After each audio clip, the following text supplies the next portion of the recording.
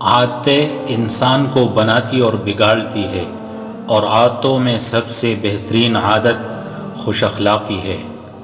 حلال کمائی انسان کھاتا ہے اور حرام کمائی انسان کو کھا جاتی ہے۔ خیالات کی آمدنی کم ہو تو لفظوں کی فضول خرچی سے پرہیز کرے۔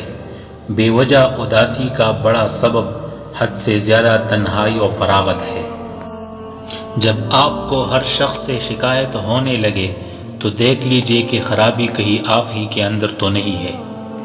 اپنا اچھا وقت انہی کو دے جو برے وقت میں آپ کے ساتھ تھے۔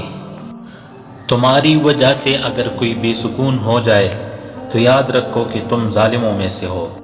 دوست ہو یا پرندہ، دونوں کو آزاد چھوڑ دو۔ لوٹ آیا تو تمہارا، نہ لوٹ کے آیا تو تمہارا کبھی تھا ہی نہیں۔